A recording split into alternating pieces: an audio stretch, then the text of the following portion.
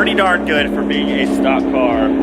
But the straight pipe army tricks, oh my gosh, that is a hard sound to beat. Cold start with a little rev.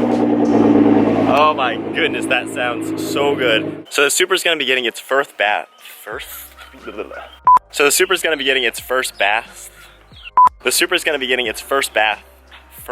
bath? That is the weirdest word to say.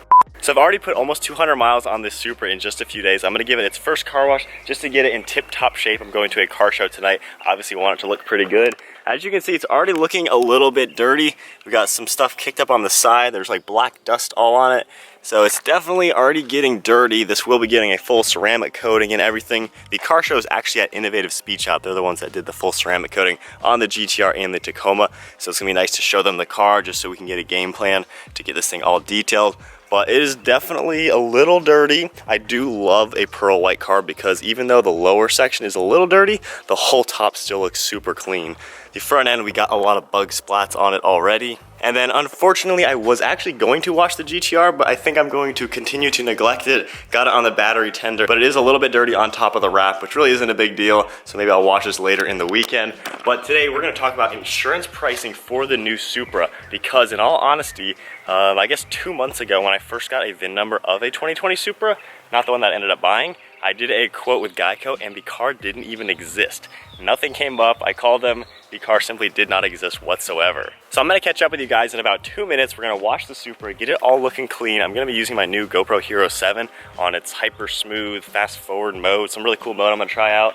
Get this thing clean. So in that 2-minute time frame, comment down below, what do you think the insurance cost is on a brand new 2020 Supra?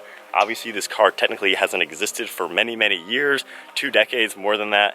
And comment down below, what do you think it did to affect the cost of the GT-R? And do you think having 2 cars affected the cost of this? So comment down below. You guys might be pretty shocked with the overall pricing. I was skeptical going in because it's so brand new. They have really nothing to compare it to. So anyways, let's get washing the Supra and I'll see you guys in 2 minutes.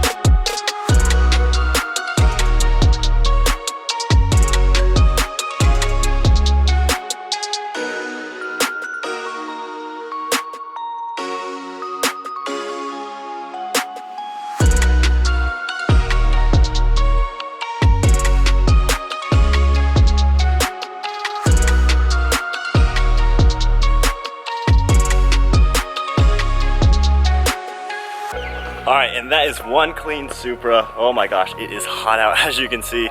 But anyway, I'm gonna change shirts now, get back into normal clothing. Beautifully clean Supra. Let's talk about insurance. Alright, so I've cooled off a little bit. Hopefully the time during the car wash you were able to come up with a really good guess as to how much a brand new Supra is gonna cost to insure alongside a GT-R.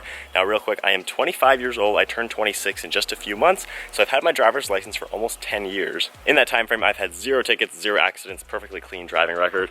So now I think I have a cheat sheet in here somewhere with some notes on it. Oh wait, what's this? Huh, I guess that might have been left in there for manufacturing.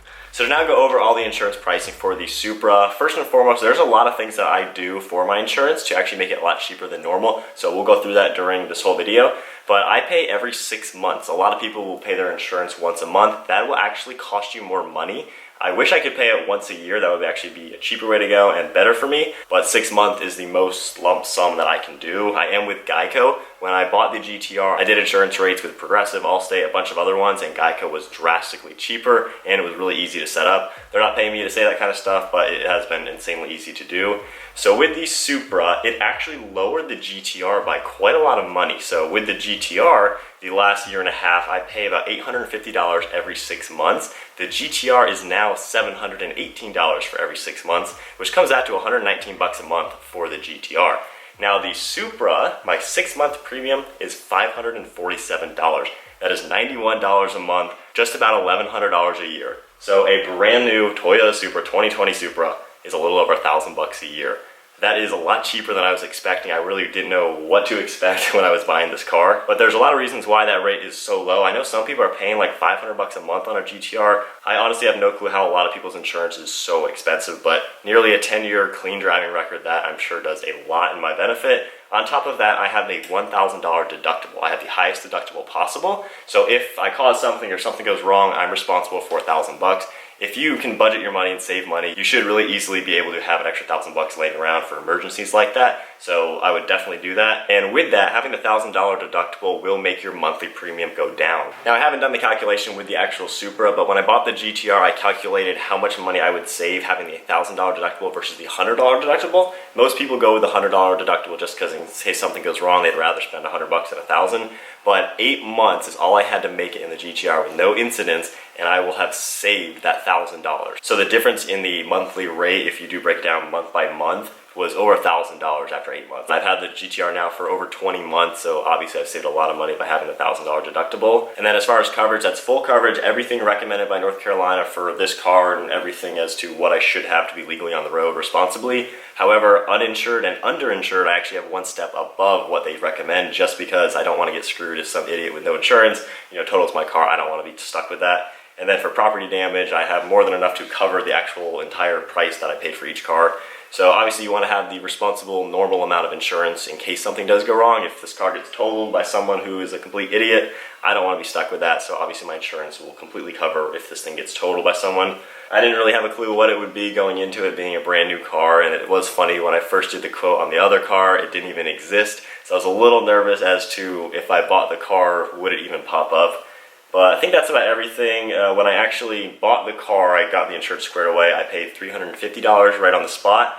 That was in line with the dates on the GT-R. So in about 4 or 5 months when I renew the GT-R, I will renew this as well. So basically my timeline is all going to be the same date. So it was prorated, which is nice. So only $350 right out of the gate. A little bit nicer than what I was expecting. And then on top of all that, I don't have any of the towing or roadside or anything like that. I don't need that. The car, I think being brand new with the warranty it comes with, already has that. But even if something did happen where it broke down, I know enough people with trucks and trailers to get me home. So I'm not really too concerned about that. That'll just waste, I think it was like $40 a month or something. I don't need to pay for that. A tow truck bill is going to be $100. So if I go a few months without this thing breaking down, I will have saved that money anyway. So honestly, I think having a perfect driving record is the biggest thing that'll make your insurance really low. Again, almost 10 years with my driver's license with a perfect record, that says a lot. The multi-policy, the highest deductible, the 6 months payment, as well as not having towing or anything like that, just makes it pretty normal. So with all that said, hope you guys enjoyed going over some insurance for the Toyota Supra. Nothing too crazy. Comment down below with your cars. How much do you pay? Because everybody always comments saying there's no way it's that cheap. All the things I said is why it's cheaper for me. I think zip code also has to do with that. The area I live, there is some money in the area. I mean, we have a brand new Lamborghini dealer and McLaren dealership.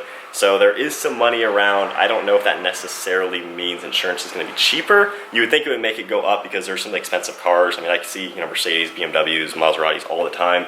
Charlotte Cars and Coffee, for those of you who have been there, there's twin turbo Lamborghinis all the time, and there's a handful of them. But I'm not sure how much that would affect it. But anyway, that is the price for insurance on the car. I was very happy with those numbers, made it super cheap to buy. And then you guys have already seen the previous video going over the actual cost of the car. If you missed that, that'll be linked in the description below. All right, time to head out now. I did put the paper tag back on. Last thing I wanted was for that to melt in the car wash. So now we'll go ahead and start it up. I think I figured out the cold start. So let it start up in normal mode and then put it into sport mode, and then it'll actually do the exhaust valve. I think if you do sport mode first, I don't think it actually works.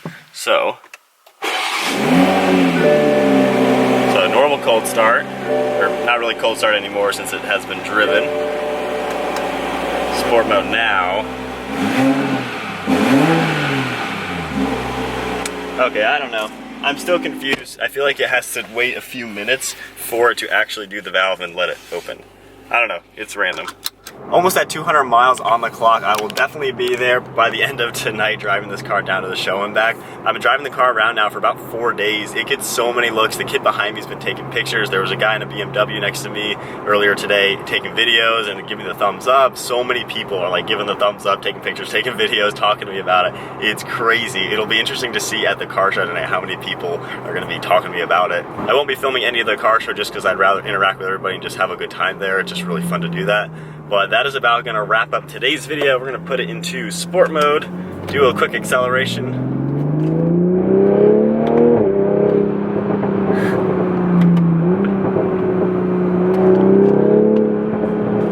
Oh my gosh. But yeah guys, I definitely am loving this car. But anyways, I think that is going to wrap up today's video going over insurance pricing on the 2020 Toyota Supra. Comment down below, were you expecting it to be a lot higher than that? I was expecting it. I was expecting to be a little bit closer to the GT-R. I wasn't expecting it to be anything crazy, given I know I have perfect history, high deductible, all that good stuff. But anyways, hope you guys enjoyed the video. Give it a big thumbs up, smash that subscribe button. We'll see you guys next video.